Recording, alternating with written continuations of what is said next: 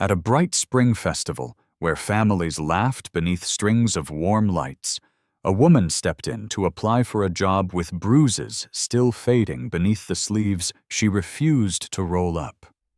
She kept a polite smile on her lips, but behind it were sleepless nights, shouted words, and the silent endurance she carried so her child wouldn't have to hear the worst of it. Her hands trembled not from the cold, but from the memory of tight grips, slamming doors, and the quiet promise she kept telling herself, just survive one more day. No one noticed the signs until a former Navy SEAL paused, and the German shepherd at his side went still, sensing something the room refused to see. The eyes of a man shaped by war, and the instinct of a loyal dog aligned in the same silent truth. Something here was wrong. In the crisp northern light of a peaceful morning, that moment became the turning point in a family's fate. Where are you watching from? Like and subscribe as we move toward 1,000 followers, because every follow gives us the strength to keep telling stories that matter. And now, let's begin. Morning in northern Vermont did not arrive loudly. It unfolded. The frost loosened its grip on the fields in a slow shimmer, and the lake beyond the tree line exhaled a thin veil of mist, as if the water itself were testing the air before committing to spring. Pine needles held beads of meltwater like clear medals pinned to their dark coats. Somewhere in the distance, a snowplow blade scraped once across asphalt, late for the season, reluctant to surrender its purpose. Silas Sly Merritt ran before the sun cleared the ridge. He ran the way he did everything measured, even quiet. At 35, he stood just over 6 feet tall, his build compact and controlled, strength coiled rather than displayed. No beard softened his face. He shaved daily, leaving the clean geometry of a square jaw and high cheekbones exposed to the cold. His dark brown hair was cut close in a military style, just a touch longer than regulation enough to remind the world he was no longer on active duty, but not enough to let discipline drift. His skin carried the pale tone of northern winters, wind-burnished along the cheekbones and nose. His eyes were gray-blue. People often held his gaze a moment too long before looking away. It wasn't hostility. It wasn't warmth. It was a look that had seen things and survived them, and it made others aware of themselves in uncomfortable ways. He wore the same clothes he wore most days, an old olive tactical combat shirt, faded at the shoulders and softened from years of washing, sleeves slightly worn at the cuffs. Beneath it, the edge of a dark red thermal layer showed at the collar, the only color that hinted at heat. His combat pants were earth-toned and weathered, knees scuffed, cargo pockets sagging with habitual use. Work boots military issue once had molded themselves to his stride. On his wrist sat a scratched field watch that had timed more than miles. He did not run alone. Atlas moved beside him without a leash. The German shepherd was 5 years old, sable-coated in gradients of cream, gray, and black that caught the early light in shifting layers. His eyes were amber and alert. His build was lean, not show dog broad, but working dog precise. A black harness with a dark red trim circled his torso, fitted but not tight, the handle along the spine worn smooth from Silas's grip. Atlas did not pull.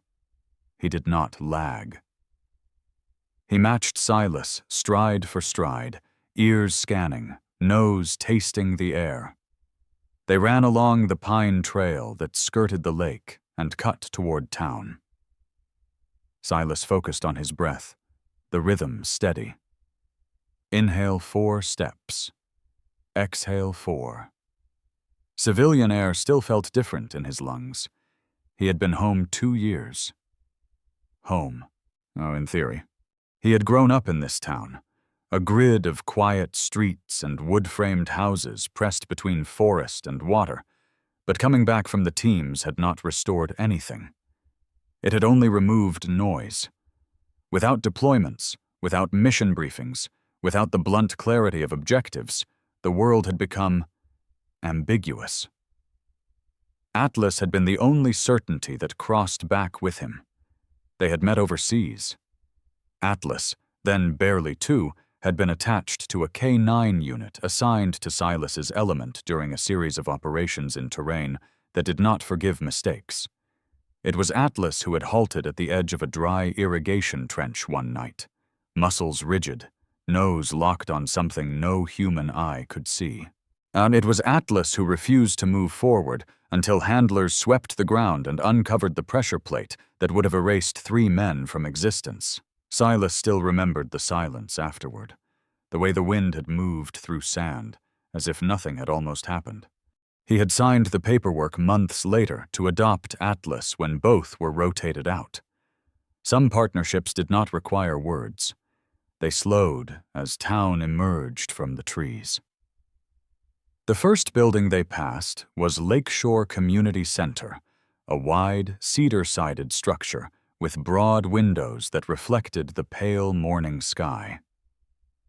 Silas taught strength conditioning there 3 evenings a week, mostly for teenagers and a handful of former service members who needed structure more than weights. The town itself was waking. A bakery door swung open, releasing the scent of yeast and sugar into the air. A delivery truck idled near the curb. Somewhere a radio crackled with a weather update about melting snowpack levels. Atlas's ears shifted. Silas felt it before he saw it, the subtle change in the dog's gait. Atlas slowed. Not enough to stop the run. Just enough. Silas glanced down. "What is it?" Atlas's head angled toward the farmer's market lot across the street. Vendors were setting up early for the weekend reopening. Folding tables clacked into place. Canvas awnings snapped in the wind. A woman stood near the edge of the lot, unloading boxes from the back of a compact SUV. She was new to Silas's line of sight. She appeared late 20s, maybe early 30s, around 5'5". Slim, but not fragile. Her hair light brown with a wash of gold was pulled into a low tie at the nape of her neck. A few strands had escaped, catching light against skin that held the faint translucence of someone who spent long winters indoors. Her face was open in structure, soft jaw, clear lines, but fatigue traced itself beneath her eyes like pencil shading. She wore a long-sleeve sweater in a muted gray-blue tone and dark jeans. Practical shoes? Nothing decorative. Beside her stood a boy. 6, perhaps. Small for his age, shoulders slightly rounded inward, as if he'd learned to occupy less space. His hair was the same shade as hers, cut unevenly. He watched the parking lot rather than the sky, his eyes moving with cautious calculation. Atlas stopped.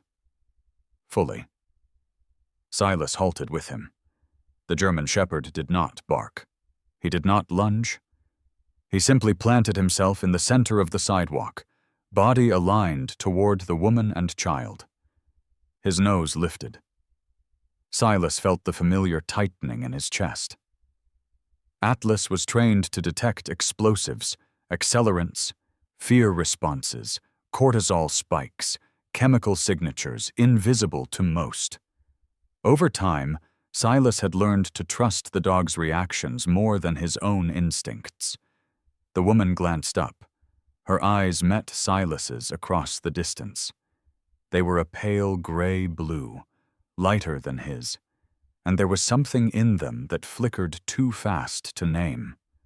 Atlas took one step forward. The woman stiffened. It was subtle. A microsecond contraction at the shoulders. Silas noticed. The boy noticed Atlas. For a fraction of a second, the boy's face lit. Not with joy, but recognition. Then he looked toward the parking lot again, scanning. Silas crossed the street slowly. "Morning," he said, his voice low, even. The woman nodded. "Morning." Her voice was steady, but Atlas had moved closer now, nose angled toward her wrist. She shifted her arm slightly, unconsciously. Atlas's ears went back. Not aggression. Alertness. Silas crouched beside him. "Easy." The woman attempted a small smile. "He's beautiful." "His name's Atlas." The boy spoke before she could respond. His voice was soft. "Is he police?" Silas studied him. "No, he just likes to pay attention." The boy nodded, as if that made sense. Atlas leaned forward and inhaled near the woman's sleeve. She pulled it down instinctively, covering her wrist. Silas's eyes tracked the movement. A shadow of discoloration, half hidden, edged along the base of her hand. Bruising. A faded. Not fresh. She saw him notice. Her chin lifted a fraction. "I'm fine," she said quickly. The words landed too fast. Silas did not respond immediately. He had learned that silence could either close doors or keep them open. He chose neutral ground. "We run through here most mornings. Market's back this weekend?" "Yes," she said. "First one since the thaw." The boy stepped closer to Atlas. Atlas lowered his head to the child's height, ears softening. The boy reached out, hesitated, then touched the dog's fur. Atlas did not move. The woman exhaled, almost imperceptibly. Then, a truck engine revved behind them. Atlas's head snapped toward the sound. Silas stood. A black pickup idled at the far edge of the lot. Company lettering on the side panel read, "North Pine Renovations." The driver remained inside, window down. A man leaned his arm across the door frame. Early 30s. Broad shoulders, clean cut. Hair trimmed short, lighter brown than Silas's. And his face was open and symmetrical in the way that photographs well. He wore a fitted jacket and jeans that looked new, unscuffed. He smiled toward the woman. Not at Silas. At her. Atlas's posture changed. It wasn't a bark. It wasn't a growl. It was tension. The woman's spine straightened. The boy's hand withdrew from Atlas. The man called out, voice casual. "You good, Mave?" Mave. So that was her name. She nodded. "Yeah." Silas filed the name away without meaning to. The truck did not move immediately. The man watched for a beat longer than necessary. Then the engine shifted and the vehicle rolled toward the exit. Atlas remained rigid until the pickup turned onto the main road. Only then did he breathe out. Silas felt something cold settle behind his ribs. He looked at Mave again. Her expression had returned to neutral composure. Controlled. Deliberate. The boy stared after the truck. Silas broke the moment. "We'll keep moving." Mave nodded again. Atlas hesitated before following. Silas did not look back, but he felt the weight of the encounter travel with him down the street. Halfway down Maple Street, Atlas stopped again. Not at a person, at nothing visible. He turned his head back toward the market lot and let out a single, low sound, not a growl, not a whine. Something in between. A vibration more than a noise. Silas followed his gaze. The black pickup had reappeared at the far intersection. It was not parked. It was not idling. It was simply there. Watching. For a moment that stretched too long. Then it moved on. Atlas's muscles eased. Silas felt the past brush the present. He had learned in places far from Vermont that some threats announce themselves loudly. Others arrive smiling. He resumed the run. The town unfolded around them in ordinary ways. Mrs. Klein, the bakery owner, a short, round woman in her 60s, with flour permanently dusted into the creases of her hands, waved from her doorway. And she had known Silas since he was 10, and still looked at him with a mix of pride and worry she did not bother hiding. "Back at it early, Sly?" she called. "Always," he replied. She glanced at Atlas. "That dog knows more than you do." "Probably." Mrs. Klein laughed and disappeared inside. Silas did not mention the truck. He did not mention the bruise. He finished the route. Back at his cabin, set just beyond the tree line where town thinned into forest, he removed his boots at the door and set them in their usual place. Atlas circled once before lying down near the window. Silas poured water into a steel bowl. The cabin was simple wood stove, narrow couch, a table scarred by years of use. A photograph rested on a shelf. 4 men in desert uniforms, dust-streaked, smiling at something outside the frame. Silas rarely looked at it. He washed his face at the sink, studying his reflection. Square jaw, gray-blue eyes. Still here. He had come home to quiet. He had told himself that was enough. But Atlas did not react to quiet without reason. Silas moved to the window. Through the trees, he could see the road that led toward town. He imagined Mave unloading her boxes. Imagined the boy scanning parking lots before looking at the sky. He imagined the truck engine.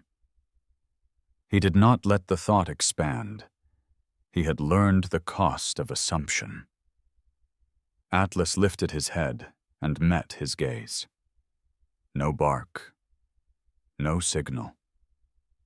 Just awareness. Silas checked his watch. He would be at Lakeshore later that afternoon to prep equipment for evening training. He would likely see her again. He did not know what he would say. He only knew one thing. Atlas had stopped. And Atlas did not stop without cause. Silas turned away from the window and began cleaning his gear. Outside, the frost finished melting. The lake surface broke into small ripples. The day advanced like nothing at all had shifted. But somewhere between pine needles and parking lots, something had. And Silas Merritt, who had survived war and returned to silence, felt the faint, an unwelcome certainty that silence was about to change shape. He did not know how. He only knew he would stay. By afternoon, the thaw had done what it always did in northern Vermont, turned the world into a contradiction. Sunlight poured clean and bright across snowbanks that still refused to disappear. Meltwater ran in thin, shining threads along the gutters, and every shadow smelled faintly of wet earth waking up. The lake looked calmer than it had any right to be, a sheet of blue glass framed by pines so dark they made the sky seem paler. Silas Merritt drove into town with the windows cracked, letting cold air rinse the cabin scent from his shirt. Atlas rode in the back seat, harness on, head angled toward the moving world, as if the road itself might say something useful. He didn't pant the way other dogs did. He watched. He listened. His amber eyes tracked pedestrians, squirrels, the flutter of a plastic bag skittering along the curb. Silas parked behind Lakeshore Community Center and stepped out into the mixed smell of cedar siding, damp grass, and old gym mats. The building sat low and wide, its big front windows catching the sun like a quiet dare. Come in, be normal, stay a while. Normal had become something Silas practiced the way people practiced piano scales. Repetition. Discipline. Small improvements you couldn't measure daily but hoped would accumulate. He carried a crate of resistance bands and first aid supplies inside. His boots thudded softly on the polished floor. The place was mostly empty at this hour. Just a few staff, a janitor humming off-key in the hallway, and the faint echo of basketballs from a youth program in the gym. Atlas padded beside him, nails clicking lightly. They passed the front desk, a broad counter of laminated wood. Behind it sat a woman Silas hadn't seen before. Mave Holloway looked different indoors than she had at the market. The overhead lights smoothed shadows across her face, but the fatigue remained, threaded beneath her eyes like something that didn't wash off with sleep. Her hair was still tied low, slightly neater now, but a few strands escaped anyway, curling against the side of her cheek, as if refusing the idea of control. She wore the same muted gray-blue sweater, sleeves tugged down to her wrists. Her posture was polite, contained shoulders slightly forward, like she was bracing for an impact that never quite arrived. Her eyes flicked up when Silas entered. Recognition flashed there, then caution. Atlas slowed without being told. Silas did not stop this time. He kept his pace neutral, the way Elise Marlowe had once described in a short conversation that stuck with him. Approach like you're offering a chair, not a rescue. He nodded. Afternoon. Mave's mouth tightened into a small smile. Hi. Her voice was softer here, as if walls made sound dangerous. A boy sat on a plastic chair near the desk, our legs swinging too high above the floor. Noah. He held a folded brochure in his hands and stared at it as if paper could predict the future. When Silas came close, Noah's eyes lifted not to Silas first, but to Atlas. Atlas's ears softened. His tail moved once, slow and deliberate, as if he was careful not to make too much promise. Noah slid off the chair and took one tentative step forward. Mave's hand twitched as if to stop him. She didn't. Silas set the crate down gently. You're here with your mom? Noah nodded. Silas knew better than to ask why the child wasn't in school, better than to make assumptions about schedules in lives he didn't understand. So he offered an easier question. You like dogs? Noah glanced at Mave as if checking permission. Then he whispered, Yeah. Atlas lowered himself, front legs folding, chest to the floor. He made himself smaller, less intimidating, more invitation. Noah reached out and touched Atlas's fur again, fingers sinking into the thick coat along the dog's neck. His hand trembled with the kind of carefulness that didn't belong to a 6-year-old. Silas felt something tighten behind his ribs. He'd seen that tremor on grown men holding weapons. Seeing it on a child made his mind search for explanations it didn't want. Mave spoke quickly, filling the silence. I'm just covering the desk for a couple hours. They needed someone. Silas's gaze stayed gentle. You work here? Part-time, she said. Starting today. He had helped coordinate schedules at Lakeshore. He hadn't been told, which meant either the center was short-staffed enough to pull anyone they could true, or someone had hired her quietly and quickly, also true. He didn't ask which. Welcome, he said. Mave's shoulders dropped by a fraction, like she'd been holding them up with effort. Thanks. Atlas stood again and moved away from Noah, giving the child space. That, too, felt deliberate. Silas picked up his crate and headed toward the storage room. Atlas followed at heel. Behind him, Mave's voice returned to a professional tone as the phone rang. Lakeshore Community Center. How can I help you? It was ordinary. It should have stayed ordinary, but something about the way she straightened at the sound too fast, too practiced told Silas that ordinary had teeth for her. Silas spent the next hour prepping the training room. He stacked mats, checked equipment, tightened a loose bolt on a squat rack. The work soothed him. In the teams, you learned to trust your hands when your head got loud. Atlas roamed the edges of the room and then settled near the door, facing outward. Guarding. Not paranoid, just attentive. Silas caught himself watching the clock. He told himself it was about class timing. He knew it wasn't only that. When he stepped out to refill a water jug, he saw Mave again through the glass wall of the lobby. She was speaking to an older man who had stepped up to the desk. The man was small-town familiar.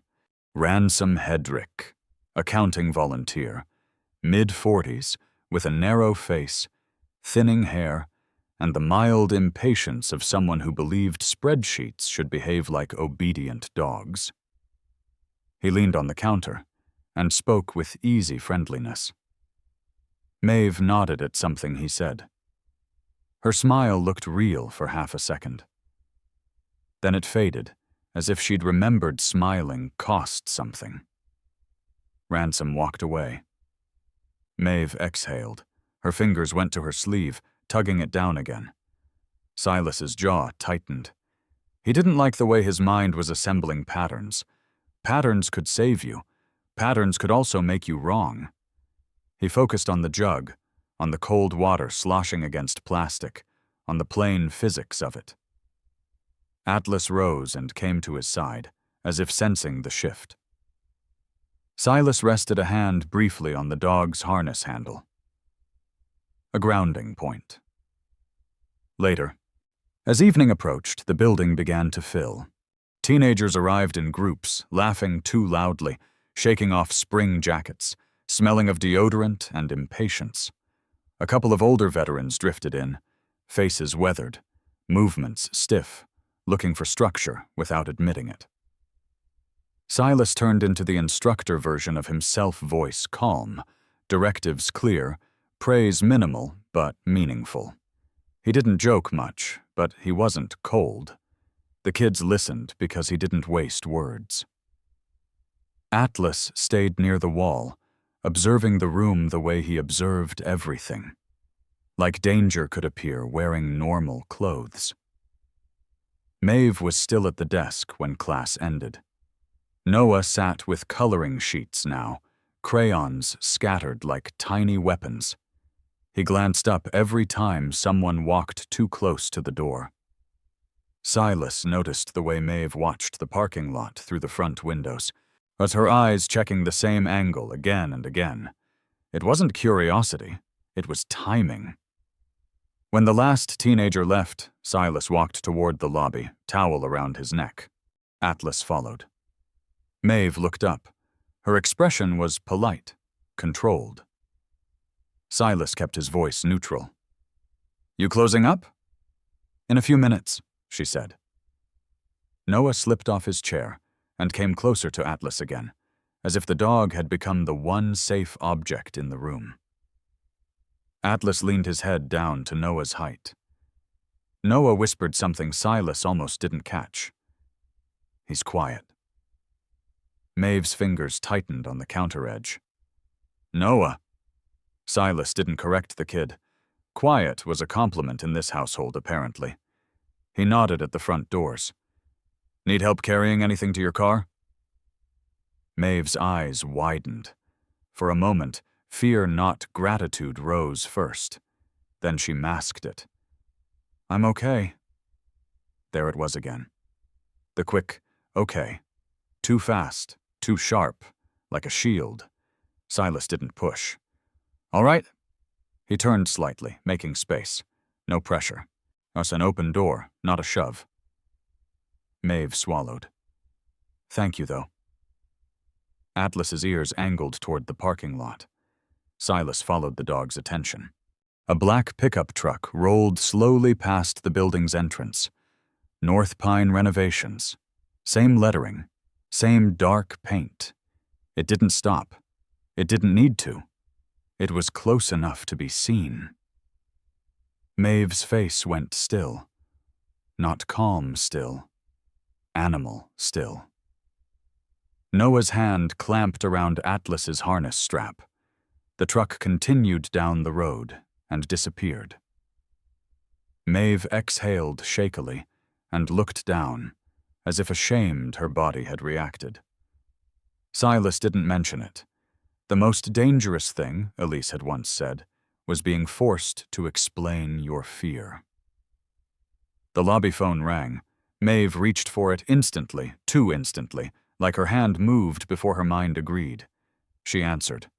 Lakeshore Community Center. Silas couldn't hear the voice on the other end, but he heard Mave's. It changed. It became smaller, softer. The words spaced out, as if she was choosing each one carefully to avoid stepping on glass. Yes, I'm still here. No, I said I'm still here. I'll be out in a minute. Her eyes flicked toward Noah, then back to the floor. Silas felt his stomach drop with a recognition he hated. This wasn't a casual check-in. It was a leash. Mave hung up, hands trembling just enough that the receiver clicked twice before settling. She forced a smile at Silas like nothing had happened. Atlas rose, slow and silent, and positioned himself between Mave and the front doors. Not aggression. Protection.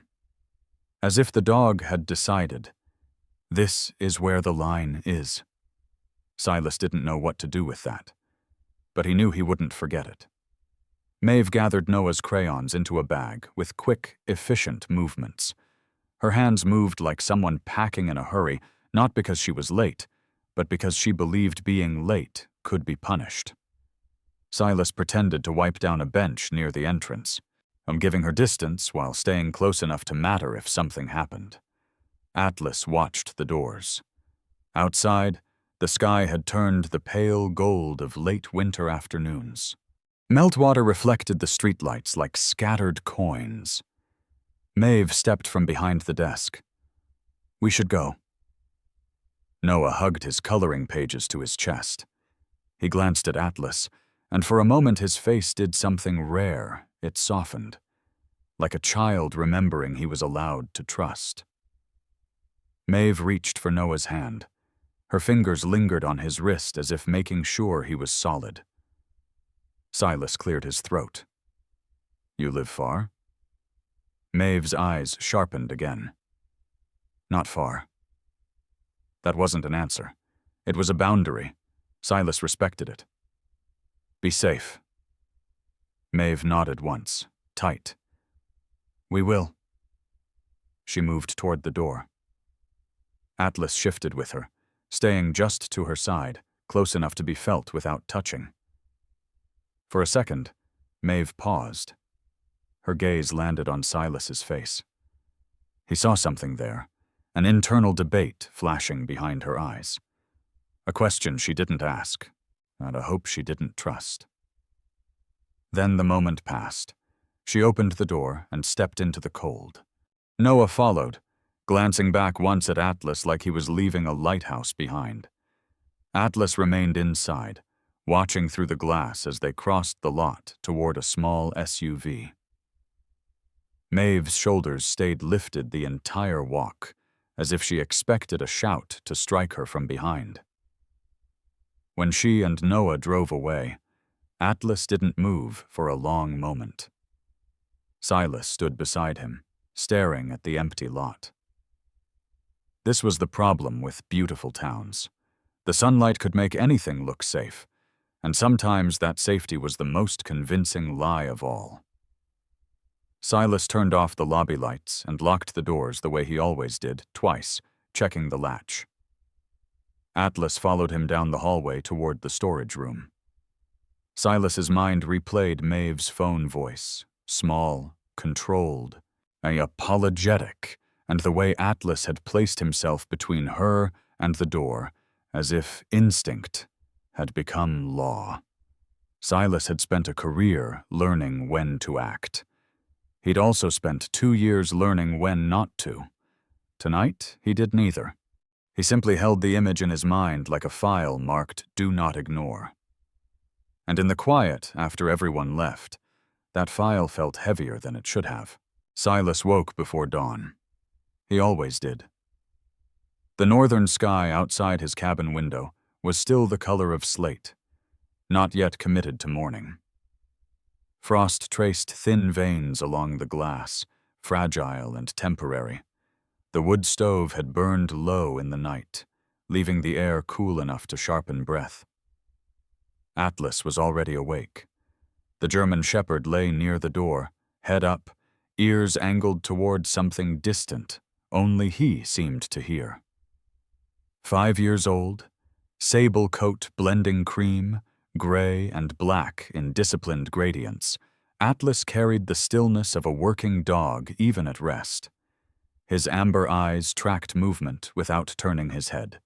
His harness black with dark red trim hung neatly on the wall beside the door.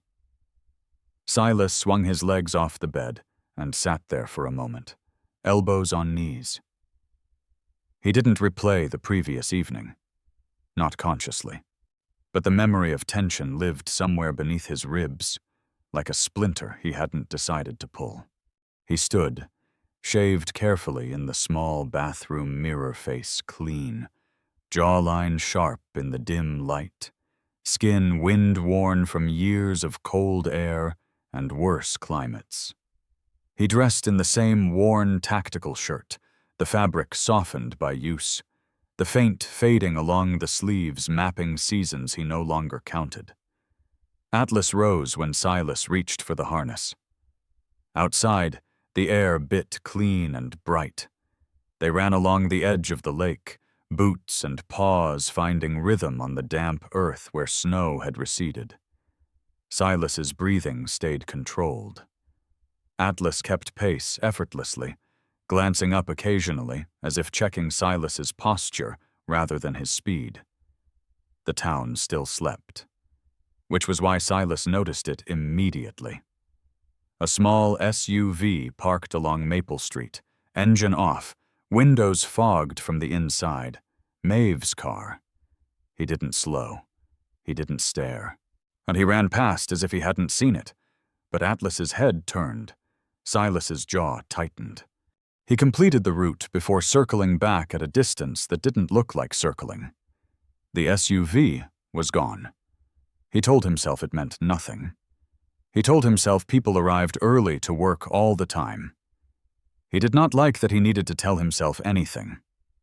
By mid-morning, Lakeshore Community Center hummed with weekday noise. Children from the local elementary school filled the gym for indoor recess. Sneakers squeaked. Basketballs thudded. Laughter ricocheted off cinder block walls. Silas stood near the bleachers, arms crossed loosely, watching. He had learned something about children in the teams, oddly enough. They broadcast what adults buried. Noah stood apart from the chaos. He held a foam dodgeball but didn't throw it. His small shoulders were lifted, chin slightly tucked, as if he expected something fast to come at him even in play. Mave stood near the doorway, speaking quietly with a tall woman wearing a navy cardigan and an ID badge clipped to her collar. Principal Dana Kessler. Dana was in her early 40s, with ash-blonde hair cut blunt at the jaw. Streaked with premature gray, she made no effort to hide. Her posture was upright without stiffness, and her eyes, clear hazel, had the directness of someone accustomed to being the adult in every room. Years ago, her husband had been injured in a logging accident outside town. The recovery had left him with a limp, and Dana with a practical, no-nonsense patience sharpened by hardship. She spoke to Mave with calm authority. Mave nodded too often. Silas drifted closer under the pretense of adjusting a stack of mats. Dana's voice carried just enough for him to catch. "We're not concerned academically," Dana said gently. "Noah reads above grade level. It's more participation." Mave's fingers tightened around the strap of her purse. He's just shy." Dana didn't contradict her, but her gaze shifted briefly to Noah, who flinched when a ball bounced too close. "He startles easily," Dana said. And he doesn't respond when teachers call his name the first time. Mave swallowed. He's sensitive. Silas saw the word land between them like a compromise. Sensitive. A safe word for something sharper. Dana rested her hand lightly on Mave's arm. We have a counselor available if you'd ever like to talk. Mave's eyes flicked toward Noah again, then toward the parking lot. Thank you, she said quickly. We're fine. Silas felt the old instinct rise, intervene, identify the threat, neutralize.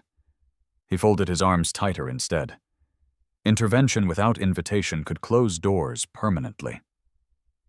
Atlas stood beside him, silent, watching Noah. Later that afternoon, Silas stepped outside to stack folding chairs near the entrance. The sky was painfully blue. Snowmelt dripped from the roof in steady rhythm. Mave emerged a few minutes later, Noah at her side. They were leaving early. Noah held a paper cup of hot chocolate in both hands. Mave looked tired in a way that sleep wouldn't fix. Silas nodded. Everything okay? She hesitated, then smiled. Yes. It wasn't defensive this time. It was resigned. Noah looked at Atlas. Atlas walked forward slowly, tail neutral. Noah reached out. This time, instead of petting, he leaned his forehead gently against Atlas's neck. Just for a second. Atlas did not move. Silas felt something shift in his chest.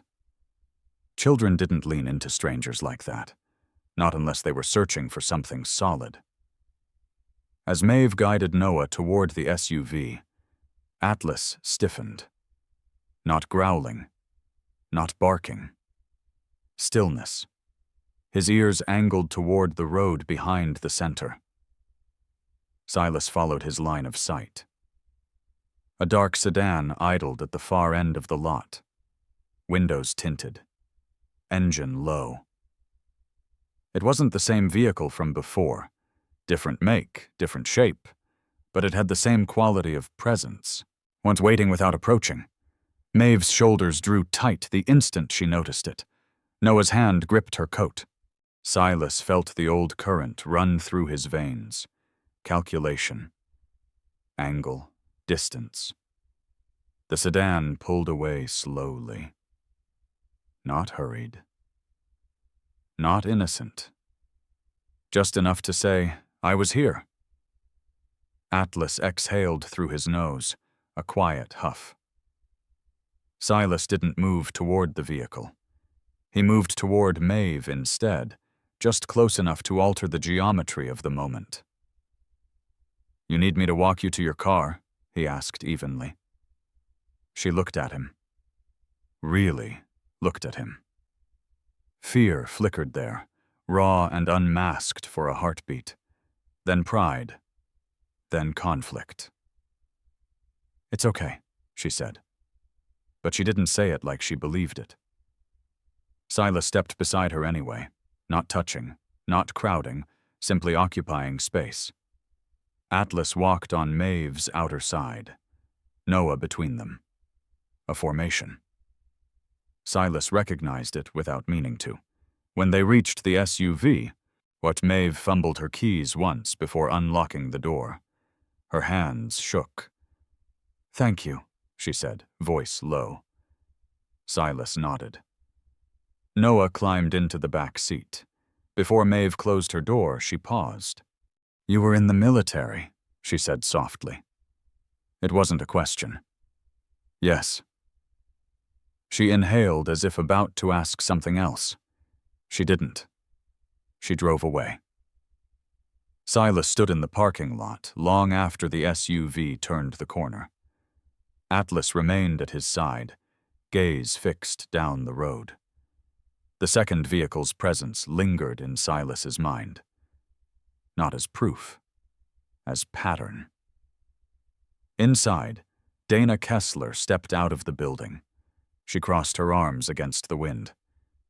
You saw that, didn't you? Silas didn't pretend ignorance. Yes. Dana studied him. Her face was composed, but her jaw was tight. I've had 2 parents mention someone sitting in cars during dismissal this week. Silas's pulse slowed. Information clarified threat. Plates? He asked. Dana shook her head. Different cars. That was worse. Different cars meant intention, or paranoia. Silas forced his thoughts back into order. Has anyone approached the building? No, Dana exhaled. But I don't like it. Silas didn't either. He didn't say so. He simply nodded. I'll keep an eye out, he said. Dana gave him a look measuring, assessing. I know you will. That evening, back at the cabin, Silas sat at the small kitchen table. Atlas lay near the door again. The stove crackled softly. Silas's phone buzzed. Deputy Rowan Hale. Rowan's voice carried the steady drawl of someone born to the region broad-shouldered, dark beard kept trimmed close, eyes the color of storm water. Rowan had been a Marine before becoming a deputy. A roadside IED overseas had left a faint scar along his temple and a permanent habit of scanning rooftops. You notice any vehicles hanging around the center? Rowan asked, without preamble. Yes, Rowan grunted. We've had reports. Nothing actionable. Kids? Silas asked. Maybe. Silas's jaw tightened. Or maybe someone making a point, Rowan added. Silas looked toward the window. The lake reflected starlight like broken glass. I don't like patterns without explanations, Silas said quietly. Rowan chuckled dryly. You never did. A pause. You planning to insert yourself? Rowan asked. Silas didn't answer immediately. He thought of Mave's hands. Noah's silence. Atlas placing himself without command. No, Silas said finally. Good, Rowan replied. We handle what's ours. Silas ended the call. He stared at the table for a long time. Atlas rose and came to him. The dog rested his chin lightly against Silas's knee. Grounding. Not urging. Just reminding. Silas reached down and scratched behind Atlas's ear. I'm not going looking, he murmured. Atlas blinked slowly. But when a vehicle passed along the distant road, Atlas's ears lifted again. And Silas realized something that unsettled him more than the cars. Atlas had not reacted to every passing engine. Only certain ones. The dog wasn't afraid. He was tracking. Silas leaned back in his chair. Outside, the northern night remained deceptively beautiful. Inside, a quiet line had been drawn. He didn't know yet who would cross it, but he felt, with the same certainty he once felt before storms overseas, that something had already begun, and Atlas knew it. The following week did not explode. It tightened. Northern Vermont moved further into that uneasy thaw between winter and spring. Snow receded into gray piles along the edges of parking lots. The lake shed its last sheets of dull ice, revealing water so still it reflected the sky like polished glass. The sunlight lingered longer each evening, but it carried no promise-only clarity. Silas kept his routine. He ran before dawn with Atlas pacing beside him, breath steady in the cold air. He chopped wood. He drove to Lakeshore Community Center at the same hour he always did. Discipline had once been survival. Now it was structure. Atlas rode in the passenger seat, alert but calm. The German shepherd's sable coat caught the early light in muted layers of cream and ash and black. He watched the road without anxiety, only attention, and Silas had learned to trust that distinction. When Silas stepped into the center that Monday morning, the front desk was empty. It shouldn't have mattered. Staff rotated. Schedules changed. But the absence pressed into the space where expectation had formed. He set down a crate of medicine balls and glanced toward the lobby windows. No SUV in the lot. By 10 o'clock, Mave still hadn't arrived. Principal Dana Kessler entered the gym with her usual purposeful stride. Her ash-blonde hair was pulled back in a tight knot, a pencil threaded through it. She looked composed, but the lines at the corners of her eyes were deeper than last week. "She called," Dana said quietly when she reached him. "Noah wasn't feeling well." Silas nodded. "Anything specific?" "She didn't say." The two words carried more than information. Silas didn't ask further. Dana returned to her clipboard. Atlas, who had been lying near the wall, lifted his head, not at the conversation, but at something beyond the building. He stood, ears angled toward the entrance, body still but alert. Silas followed the dog's gaze through the high windows. Nothing visible. Still, Atlas remained standing for several seconds before settling again. Silas filed that away. Mave returned the next day. Late. Her SUV pulled into the lot as Silas finished a youth conditioning session. He did not approach immediately. He simply observed the way she stepped out of the vehicle. Careful, slower than usual. She wore the same gray-blue sweater. Her hair was tied back, though a few loose strands framed her face. Her shoulders were not lifted in bracing tension this time. They were lowered, but in a way that suggested exhaustion rather than ease. Noah climbed out behind her.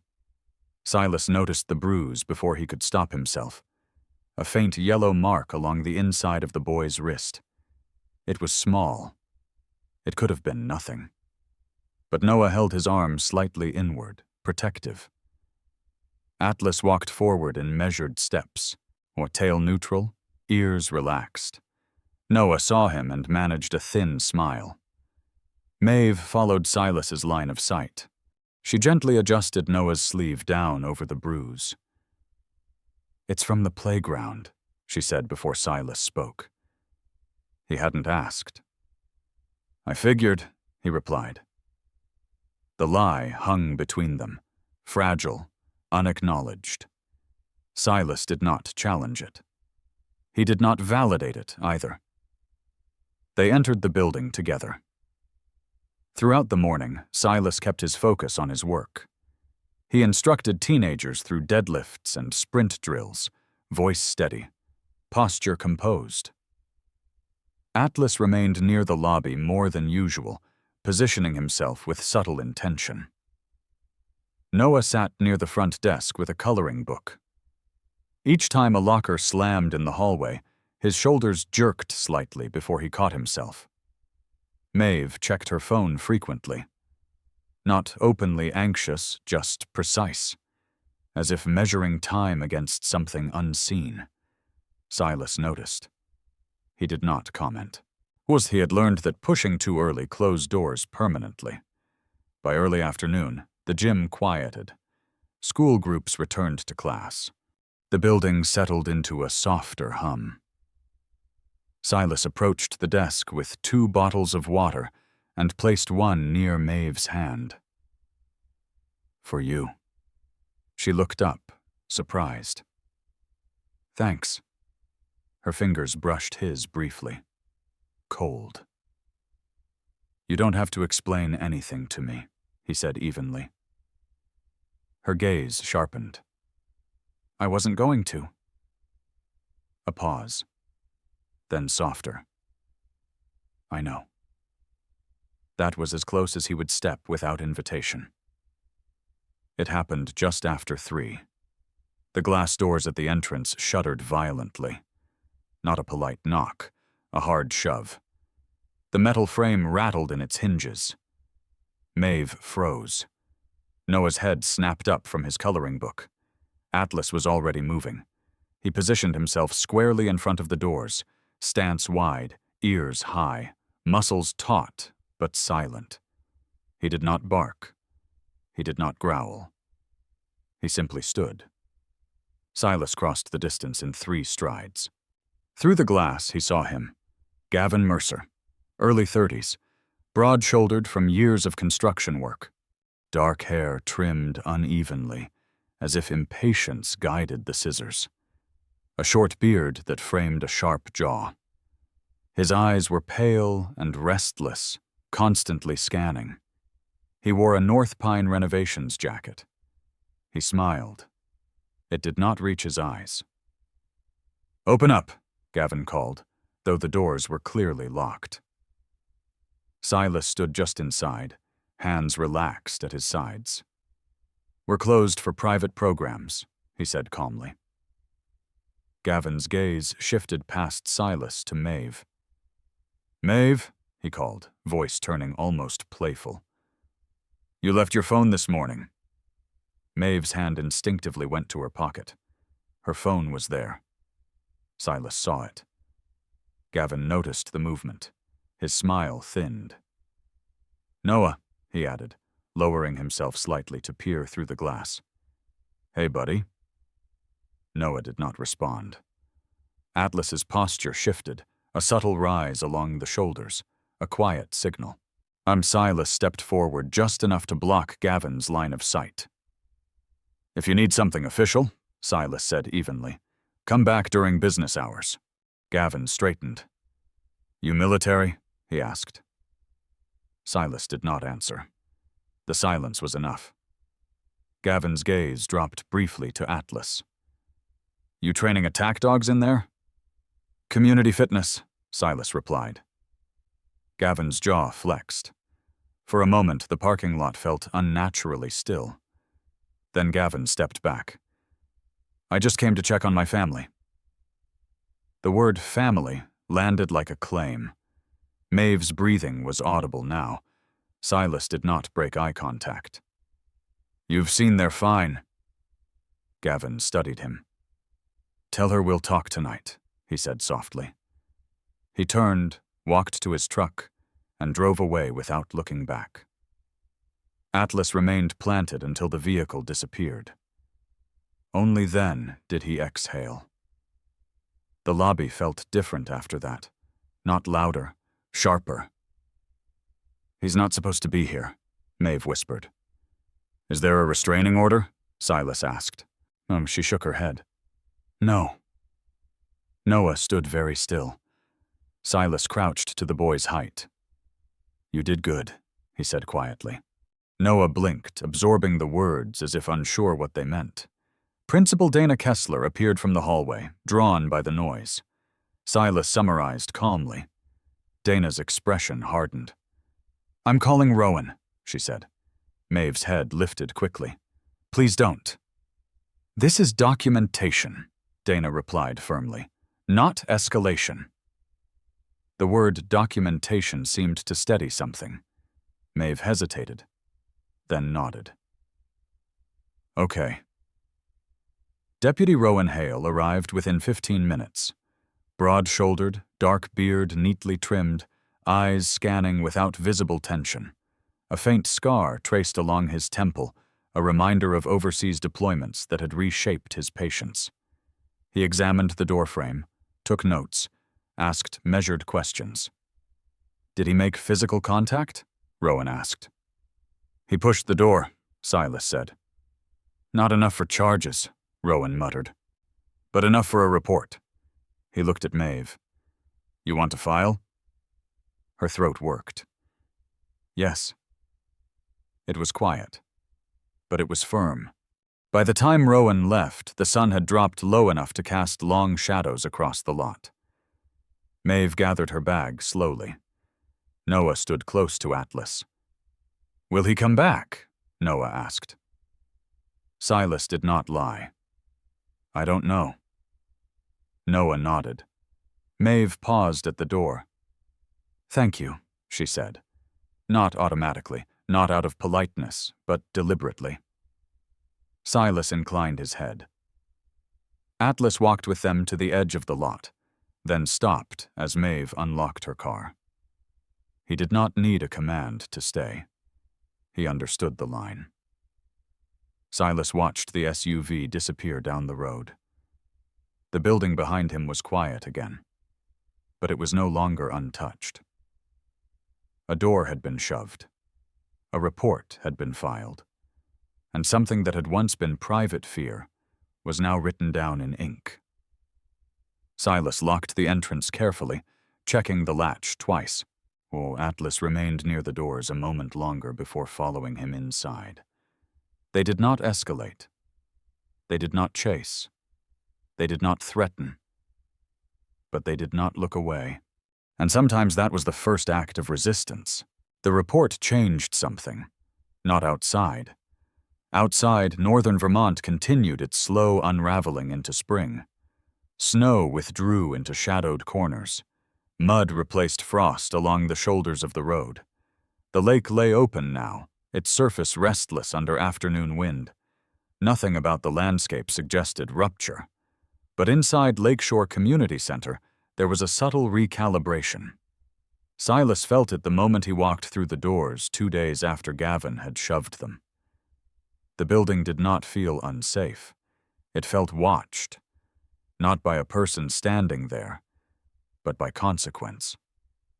Mave was at the front desk when he arrived. On time. Composed.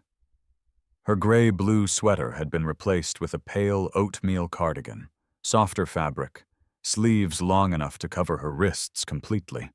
Her hair was tied back tighter than usual, no loose strands escaping. The effort was visible. Noah sat beside her with a small stack of books, feet swinging just above the floor. He looked pale, but alert. The bruise along his wrist had faded to the color of old sunlight. Silas nodded in greeting. "Morning." "Morning," Mave replied. Her voice held less tremor now. Not strength exactly, but alignment. Atlas moved toward Noah without command and settled near his chair. Noah reached down automatically and rested his hand against the dog's shoulder. It was no longer tentative. It was familiar. Silas took that in.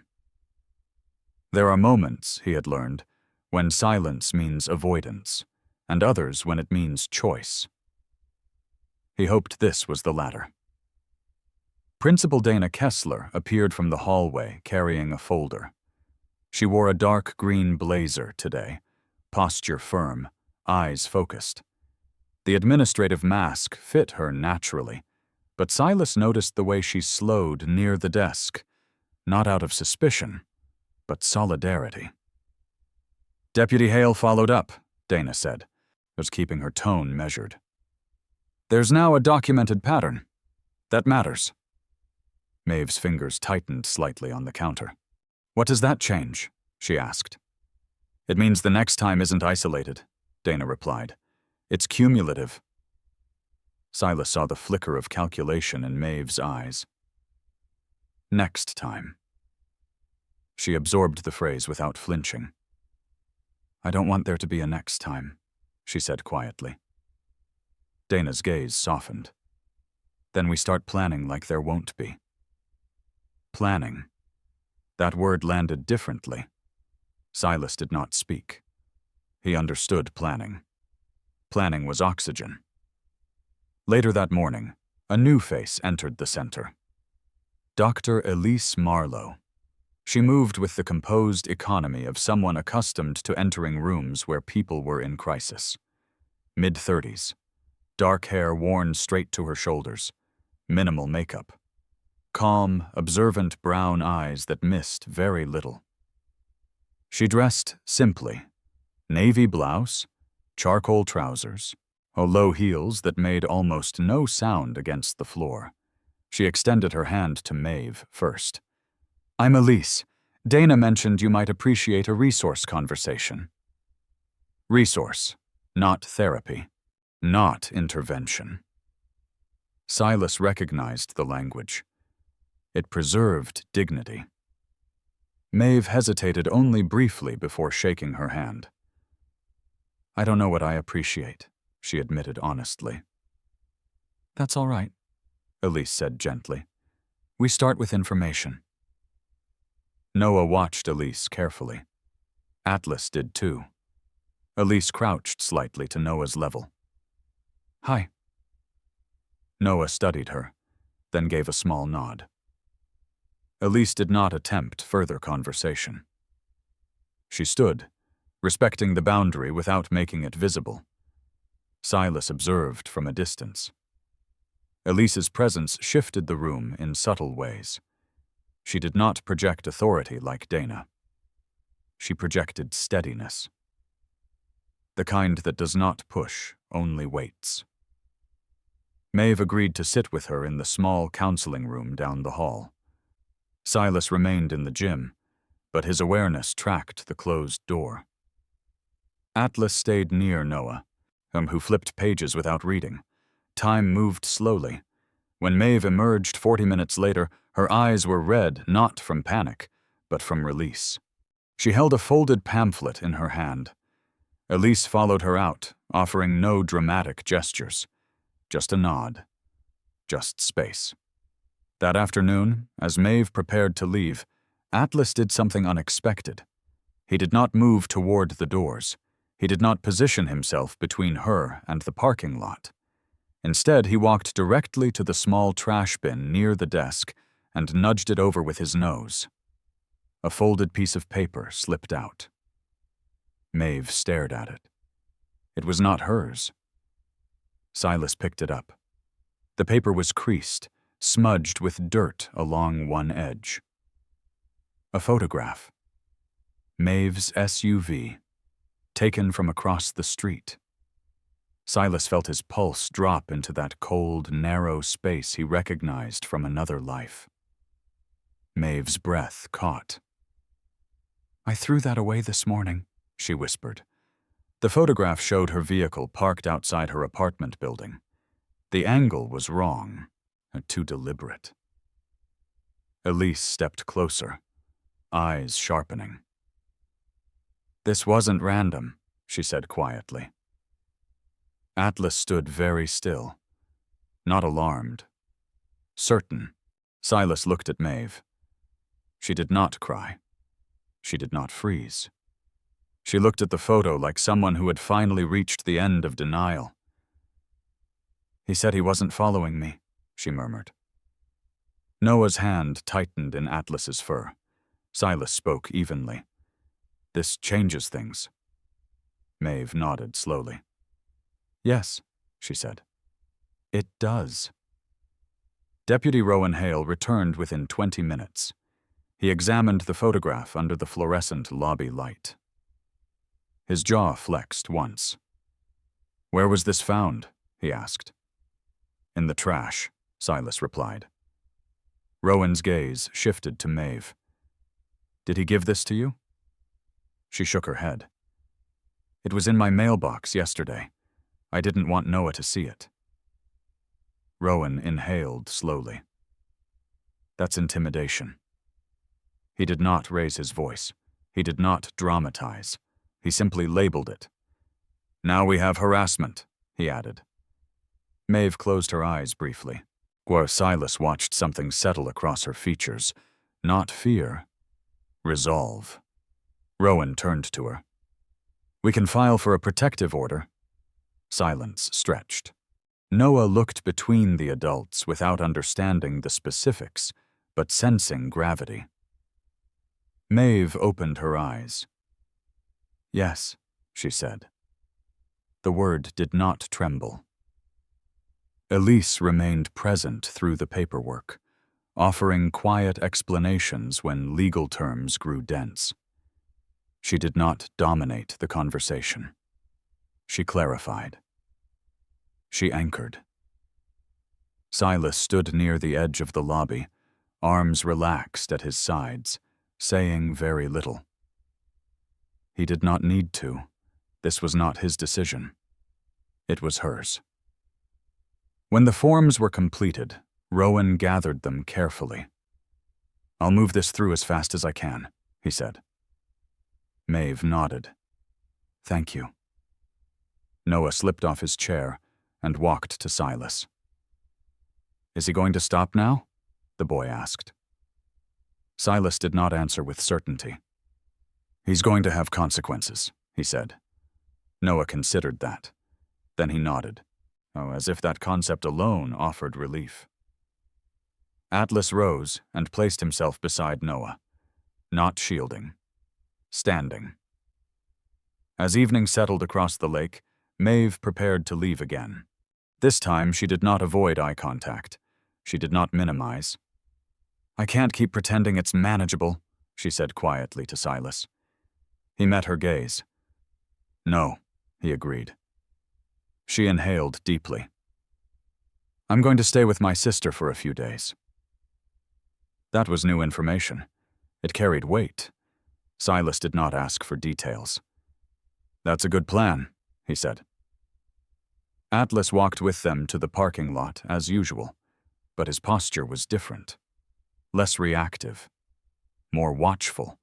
The lot was empty. No unfamiliar vehicles idled at a distance.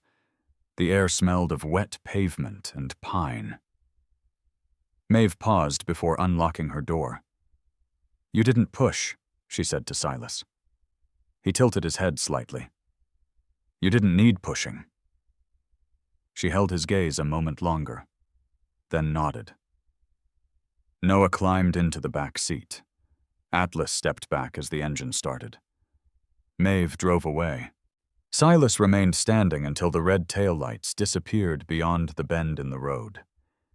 Inside, Lakeshore was quiet again, but not fragile. Something had shifted. A photograph pulled from a trash bin. A report filed. A decision spoken aloud. Silas locked the doors as he always did. Atlas waited beside him. They had not chased. They had not escalated. But they had not ignored the line once it was drawn. And sometimes, that was how fear began to lose ground not through force, but through refusal to shrink. Mave didn't come to work the next morning, and the absence felt different now that it had a plan behind it. Silas arrived at Lakeshore and found Dana Kessler already in her office, shoulders squared, jaw set, moving with the efficient calm of someone who could hold a building together with a clipboard and sheer will. She had that look people wore when they'd decided they would not be surprised anymore. "Rowan's pushing the paperwork," Dana told him, voice low. Mave texted. She and Noah are staying with her sister in Burlington. Silas nodded once, the way men in uniform acknowledge information without dressing it in emotion. Inside, his mind ran its quiet inventory. Distance, time, risk. Burlington was larger, louder, safer in some ways, and more anonymous in others. Safety, he'd learned, was rarely one thing. It was layers. And Atlas sat near the entrance, watching the doors as if they might change their mind and let danger back in. The German shepherd's harness lay ready by the hook. He didn't need to wear it to be working. He had a way of holding still that made the air around him feel more honest. Rowan Hale showed up mid-morning, not in a rush, but with a stiffness that suggested he'd been up early. The deputy's beard was trimmed close, his dark hair was damp from a quick shower, and his eyes had that stormwater look Silas recognized from men who slept lightly and listened for wrong sounds. "They're serving him today," Rowan said, getting straight to it. Silas kept his face neutral. "At his job?" Rowan gave a short shake of his head. "He's been bouncing between sites. We'll catch him at the address on file. East Side Rentals." He hesitated, then added, "It's not just a protective order request now. The photo plus the door incident gives us enough to warn him formally. Yet it matters if he violates." Silas understood the word violate differently than most people. In his world, violations had consequences measured in blood. Here, consequences were measured in paperwork, time stamps, and whether someone believed you when you said you were afraid. "Mave okay?" Silas asked. Rowan's mouth tightened. "She's holding it together. That's not the same thing." No argument there. Before Rowan left, he glanced at Atlas. "Your dog's been on edge." "He's been accurate," Silas replied. Rowan snorted quietly, not quite a laugh. "Yeah, that's what worries me." The cruiser pulled away, and Silas returned to the gym, setting up cones for the afternoon class, telling himself he was simply keeping routine. But routine didn't erase the feeling of waiting for a footfall you couldn't predict. Later, Dana stepped out of her office with her phone in hand, face pale under the fluorescent lights. "Mave's sister just called," she said. And the fact that Dana didn't use Mave's name like a shield told Silas everything. Silas moved closer. "What happened?" "She wants Mave's things," Dana said. "Clothes, Noah's backpack, documents if we can find them. She's scared to go back to the apartment." Silas's shoulders tightened slightly. "Who's she?" "Mave's sister. Tessa." The name landed, and with it a mental image Silas hadn't yet met. Someone who'd grown up with Mave. Someone with the same history in their bones, but different outcomes. Dana looked up as if reading his thoughts. She asked if you could help. Silas didn't want to be the kind of man people called for this. Being called meant something had already gone wrong. Still, he heard his own voice answer before he fully decided. "Tell her I can meet them at the center.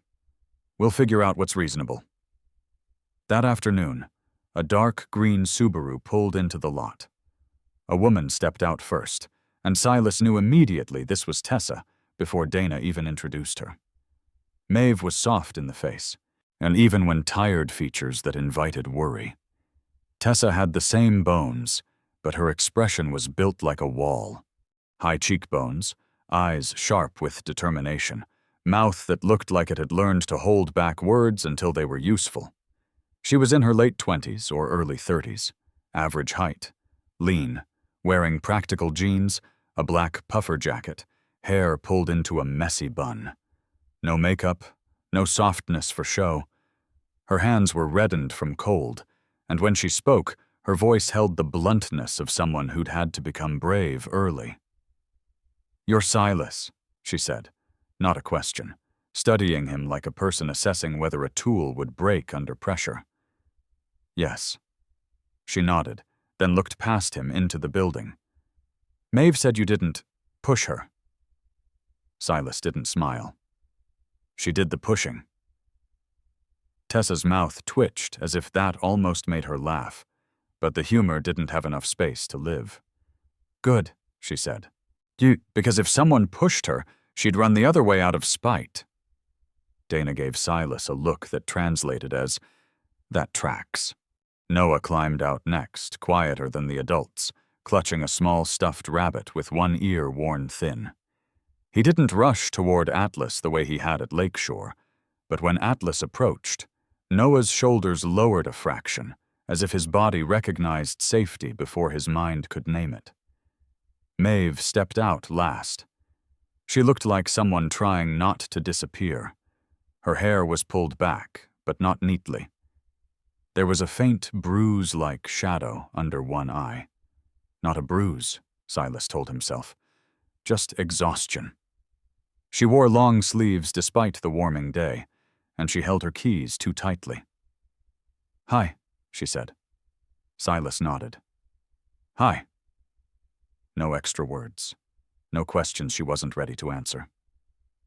Tessa leaned in close to Mave and murmured something Silas didn't catch, but Mave's breathing steadied afterward.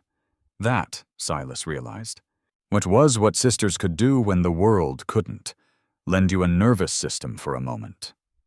They went inside to talk logistics. The plan was simple. Retrieve essentials from Mave's apartment while Gavin was confirmed elsewhere. Keep it fast. Keep it documented. Rowan had advised Mave not to go alone. Tessa wanted to go anyway. Dana offered to accompany them. Silas agreed to drive behind, not as a hero, just as another set of eyes. Atlas, predictably, refused to be left behind. They reached Mave's apartment building just before dusk, the kind of hour where shadows lengthen and every parked car looks like it's waiting for you. The place wasn't terrible on paper two-story units, small balconies, a patch of tired grass. Yet Silas felt the familiar unease of a location where fear had been rehearsed. Tessa moved with purpose, key in hand, scanning the lot like a person used to finding threats. Dana stayed close to Mave, calm but alert. And Mave's posture tightened as they approached her door, and Silas watched her fingers hover over the lock as if touching it might trigger something. Atlas stopped suddenly. Not at the door, at the stairwell corner. He sniffed once, then turned his head and stared down the hall with a hard, focused stillness that made Silas's skin prickle.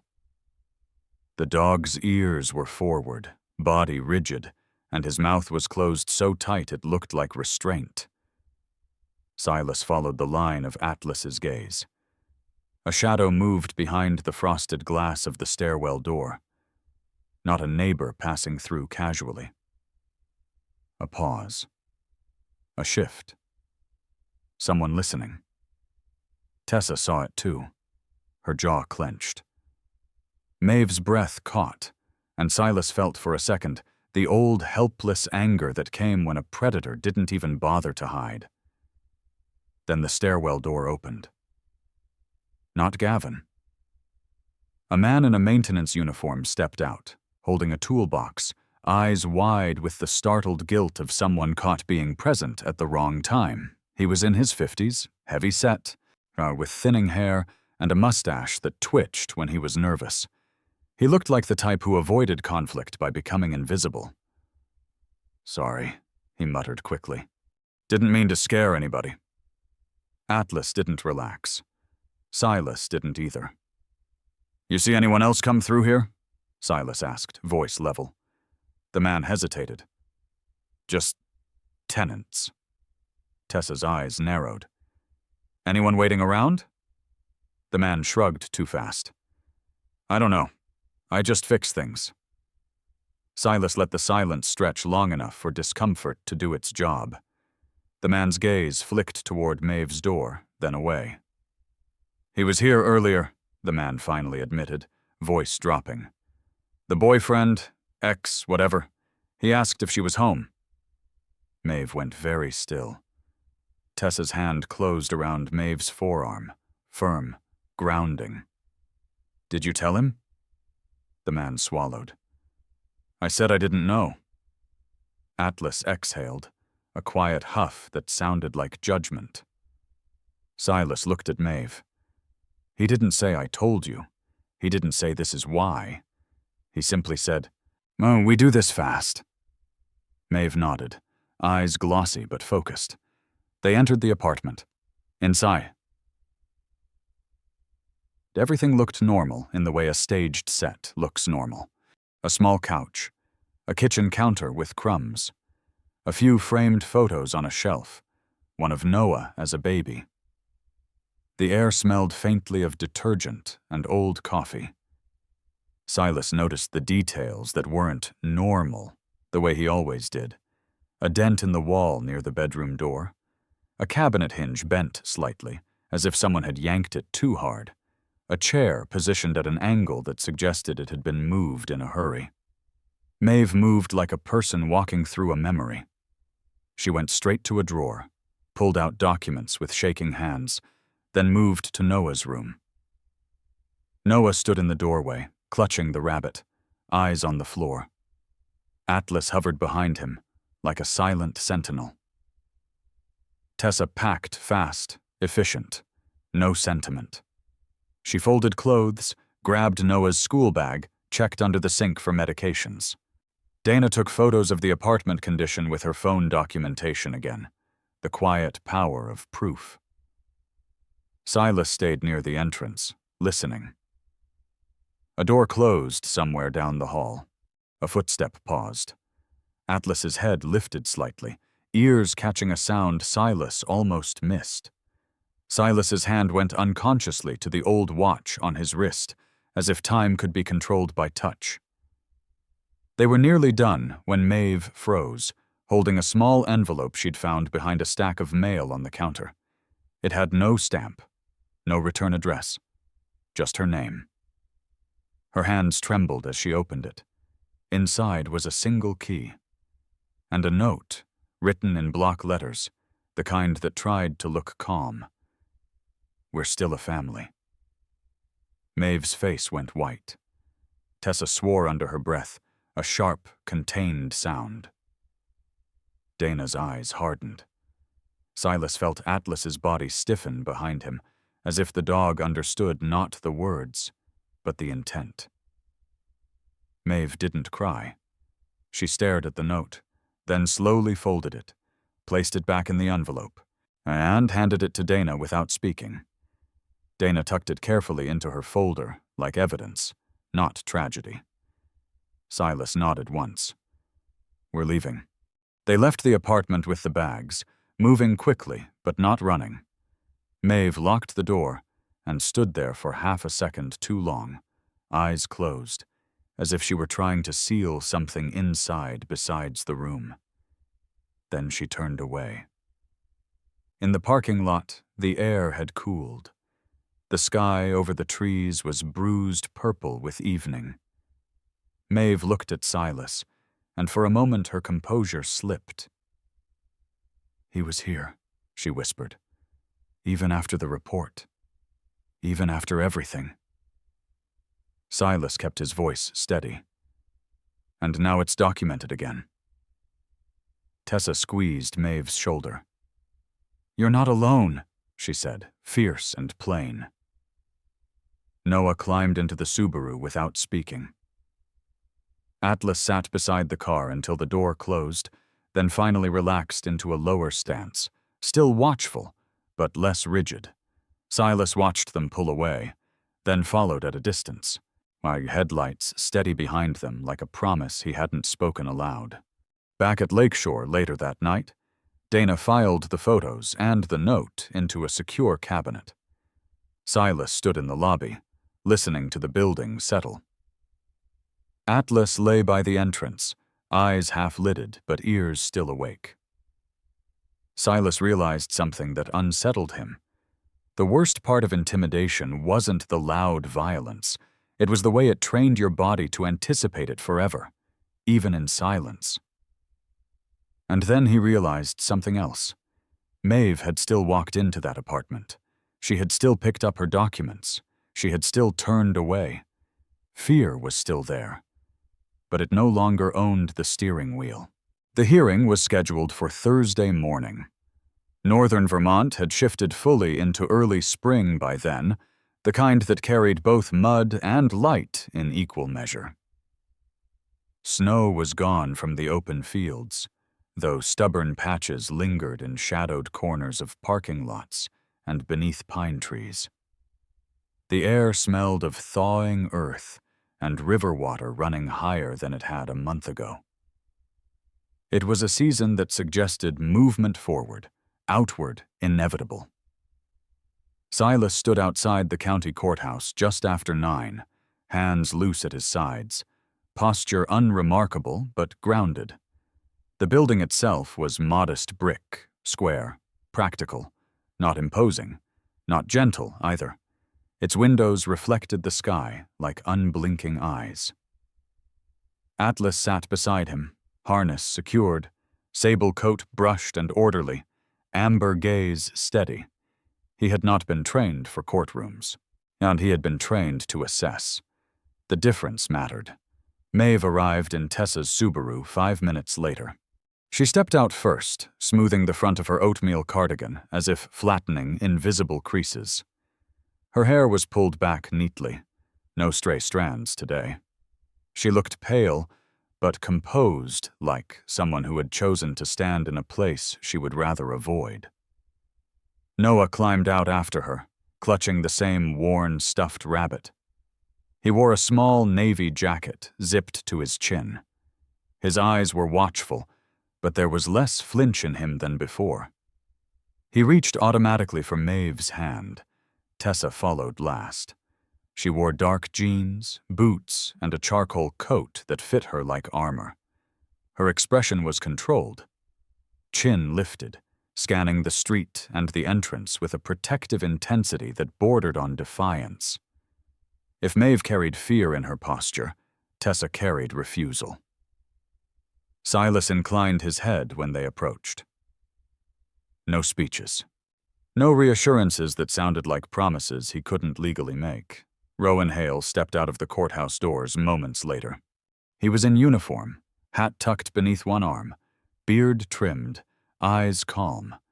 There was a quiet gravity to him today, less conversational, more procedural.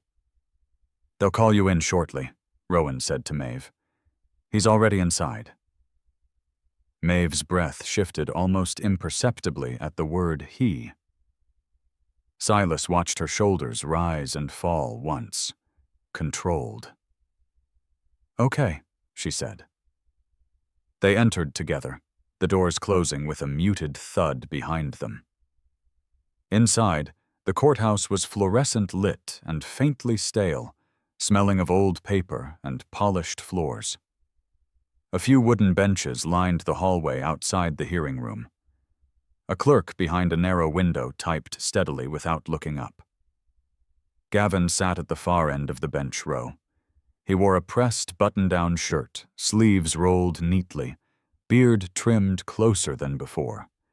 His posture was relaxed, one ankle resting across his knee, hands folded as if attending a parent-teacher conference rather than a protective order hearing. His pale eyes lifted when Mave entered. He smiled. It was the same smile as before, pleasant, calculated, thin at the edges. Mave did not return it. She took a seat beside Tessa. Noah sat between them, small body upright but tense. Silas remained standing against the wall, arms crossed loosely, Atlas seated at heel. He had no legal role here. He was present because presence mattered. Gavin's gaze drifted to Atlas briefly. Something flickered there, annoyance perhaps, at an animal that refused to be impressed. The bailiff, a tall woman in her 40s with cropped gray hair and a no-nonsense demeanor, opened the hearing room door and called Mave's name. Her posture was upright, movements efficient, eyes direct but not unkind. She carried authority in the way she walked, not in how loudly she spoke. They filed into the small courtroom. What the judge was a woman in her late 50s, dark hair streaked with silver, glasses perched low on her nose. Judge Eleanor Whitcomb had a face carved by years of listening to stories that blurred into patterns. Her expression held no visible bias, only assessment. Mave took the stand first. Her hands trembled slightly when she was sworn in, but her voice, when she began to speak, did not fracture. She described the door incident, the photograph, the envelope, the key. She did not embellish. She did not dramatize. She told it plainly. Gavin's attorney, a slim man in a navy suit with sharp cheekbones and a careful smile, rose to question her. His tone was polite, almost soothing. "Ms. Holloway, has Mr. Mercer ever physically assaulted you in the presence of witnesses?" Mave inhaled. "No." "Has he been charged with assault?" "No." "So these incidents, while concerning, could be interpreted as misunderstandings." The word misunderstandings hung in the air like something deliberately misplaced. Mave's fingers tightened on the edge of the stand. "No," she said quietly. "They could not." Her eyes did not leave the attorney's face. Silas felt something shift in the room. Not volume, not tension. Alignment. The attorney pressed once more, suggesting miscommunication, shared property, emotional distress. Gavin remained composed, occasionally shaking his head with practiced regret. Judge Whitcomb listened without interruption. When Rowan was called, he testified to the documented report, the door damage, the photograph, the maintenance worker's statement. His voice was steady, factual. The room felt small, air thin. And then Atlas stood. No command, no sound. He rose from his seated position and faced the gallery doors behind them, body rigid, ears forward. His gaze fixed on something outside the immediate circle of proceedings. Silas turned instinctively. The heavy wooden doors had shifted slightly ajar, and a shadow moved in the crack too still to be casual.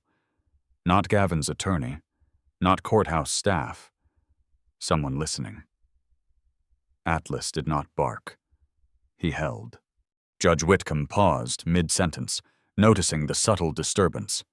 The bailiff stepped toward the door and pulled it open fully. A man in a baseball cap and sunglasses stepped back quickly, caught in the act of hovering. Mid-30s, lean build, unshaven jaw, clothes casual but too deliberate. He looked startled, then defensive. "Wrong room," he muttered. Rowan's eyes sharpened. "Sir," the bailiff said firmly, "you'll need to wait outside." The man retreated down the hall. Atlas remained standing for 3 seconds longer, then sat again, as if the room had returned to balance. Mave glanced toward Silas, not in panic, in confirmation. She had not imagined it. Judge Whitcomb resumed calmly, but the interruption had shifted something subtle. The atmosphere of dismissal that Gavin's attorney had attempted no longer held. But this was not misunderstanding. This was pattern. When Gavin finally took the stand, he maintained his measured tone.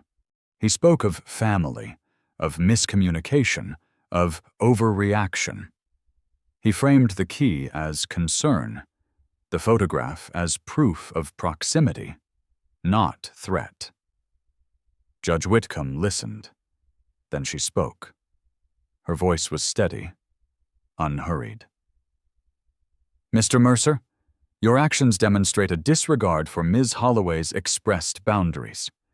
The cumulative documentation, combined with intimidation behaviors, warrants protective intervention." She adjusted her glasses. "The temporary protective order is granted. Full hearing scheduled in 30 days. The gavel struck once, not dramatic, decisive. Mave's breath left her in a quiet release she did not attempt to hide. Gavin's expression shifted for the first time, not explosive anger, but cold calculation. His attorney leaned in to whisper something, and Gavin nodded once, jaw tight. As they exited the courtroom, Rowan walked beside Mave. "If he violates, we act," Rowan said quietly. Mave nodded. In the hallway, Tessa exhaled hard, almost a laugh, but not quite. "You did it," she said. Mave shook her head slightly. "We did."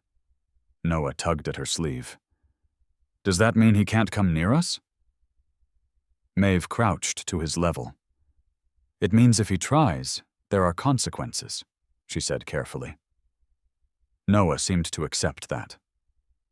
Outside, the air felt different, not safer, not suddenly gentle, but clearer. Silas stood near the courthouse steps as Mave approached him. "Thank you," she said again. He nodded. "You spoke," he replied. She held his gaze for a moment longer than usual. "I didn't think I could," she admitted. Atlas stepped forward and pressed his shoulder lightly against her leg.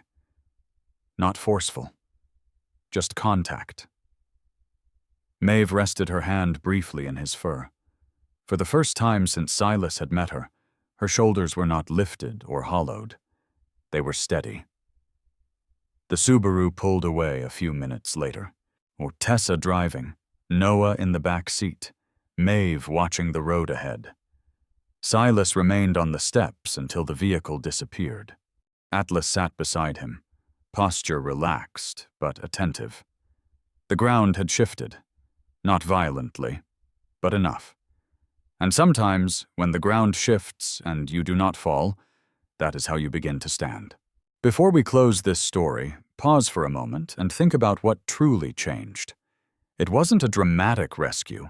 It wasn't a single heroic act. It wasn't even the courtroom decision. The real turning point came the moment someone chose not to look away. Sometimes we wait for miracles to arrive like lightning, loud, undeniable, supernatural. But more often, miracles come quietly. They show up as courage in a trembling voice, as a document signed when fear says, "Stay silent," as a loyal dog who stands without barking, reminding us that danger does not get the final word. Maybe God does not always part seas in our lives.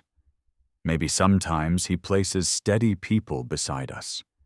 Maybe He sends strength before we even know we will need it. Maybe the miracle is not the absence of fear, but the presence of support when fear tries to rule. And in everyday life, we all face something that tests us. A difficult relationship, a silent struggle, a boundary we are afraid to draw. This story is a reminder that protection does not begin with force. It begins with truth. And when truth is spoken, even in a small courtroom in a small northern town, something sacred shifts. If this story touched you, if it reminded you of someone who needs strength, share it. Let it reach someone who may be standing at the edge of a decision they are afraid to make. Leave a comment below and tell us what courage looks like in your life. Your words might become someone else's turning point.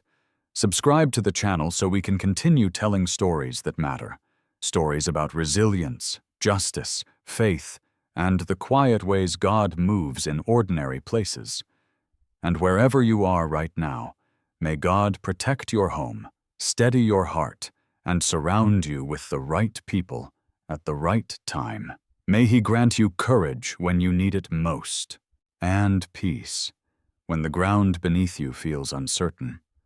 You are not alone.